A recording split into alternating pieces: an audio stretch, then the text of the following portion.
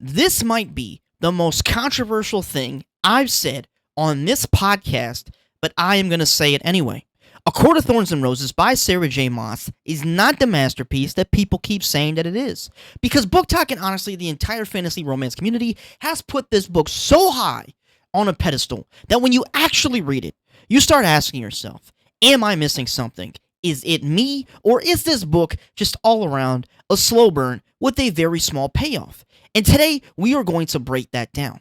We're going to talk about what this book does right. We're going to talk about where it completely lost me, almost made me DNF it, and why people defend it like it's untouchable. Let's get it! Welcome to the Read It and Rat Podcast, where we don't sugarcoat it, no filters, no holding back, just raw, loud opinions. So turn it up and get ready to rant. Welcome back to the Read It Rant Podcast. Tonight we're going to get controversial, and if you're new here, this is where we get real opinions, no fluff, no safe takes, and tonight it's hot take night, and I already know, some of you are going to agree, some of you are going to be ready to argue in the comments, and that's exactly what I want, because later in this episode, I'm going to break down why slow burn is starting to feel overrated. We're going to talk about whether modern fantasy already peaked, and we're going to dive into why readers defend books even when they know something feels off. So don't go anywhere. Alright, let's get into A Court of Thorns and Roses. Now we got our main character, she's our FMC, Feyre. And she's a human girl trying to survive, she's struggling hunting, doing what she has to do. And then everything changes when she's taken into the Feyworld. Now on paper, that is a strong setup. There's tension, there's danger, there's mystery, and early on, it works. And I also want to talk about what this book does right. Let's be fair, alright? Because this book does have strengths. The world building's interesting, the atmosphere has moments where it actually pulls you in. The concept of the Feyworld is honestly still one of the most appealing and written about things in the fantasy romance genre.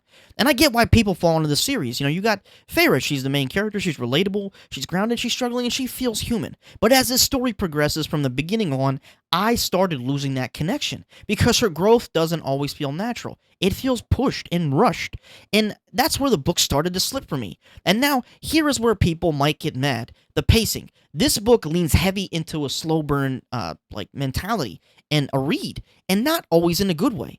Because instead of tension building consistently, you get long stretches where nothing really happens. And I am honestly sitting here like, okay, when are we going to get moving? And another final feeling on the main storyline, it's not a bad book. Let me get that perfectly clear. But the level of hype does not match the execution. And that gap, that's where my frustration came in a lot. And like with ACOTAR and other romances too, I want to break down good slow burn and bad slow burn. Because I want to give readers an idea of what a slow burn actually looks like, really, like from a real standpoint, so that authors and reviewers cannot use it anymore as an excuse for bad writing. Alright? Slow burn used to mean tension, anticipation, and emotional payoff. But now, it honestly feels like an author's excuse and reviewer's excuse for slow pacing. And the difference between a good slow burn and a bad slow burn is as follows. A good slow burn builds tension every chapter, it keeps you engaged, and it makes you need the payoff. A bad slow burn stalls the story, drags out interaction, and delays progress without adding any depth. In ACOTAR, it dances between both, but it leans way, way too far into a bad slow burn. There are still people that love it, though, because when the payoff does hit, it hits hard, I'm not going to lie. There's an emotional payoff, and I think that emotional payoff makes people forget how long it took to actually get there. Now, ACOTAR is a world that's carried more by the world building than its pacing. It's a very great entry into fantasy romance, but not the peak. There are memorable moments that are surrounded by slower stretches. The characters shine, but not consistently. It is overhyped, but it is worth reading, alright? Now let's talk about also the psychology with ACOTAR and these other slow burn books in this particular genre, because this is where it gets interesting. Once somebody does love a book, they attach to it emotionally, and when you criticize it, it feels personal, because if someone spent hours reading it, bought the whole series, recommended it to friends, they're not going to want to admit that, parts of this book didn't work. Not to mention, when a book gets popular, more people want to read it, more people hype it, criticism gets drowned out, and suddenly the book becomes untouchable because everybody plays follow the leader and not being their own person and thinking for themselves. And I also want to get real here for a minute. No book is perfect. And I'm going to be totally honest about these flaws. It doesn't mean you hate it. It means you're actually engaging with it. You're being a real opinionated human being. Alright? And I want to get into the community segment of this take for a minute, alright? It's your turn now. I know this one's going to get interactions because this is a very touchy subject, especially in this particular genre. So let's hear it. Is ACOTAR actually as good as people say? Or is it overhyped? And where do you stand on slow burn? I want to know in the comments. I'm going to read all of them, all right? At the end of the day, though, A Court Over Thorns and Roses is very, very important to the genre. It's not always perfect.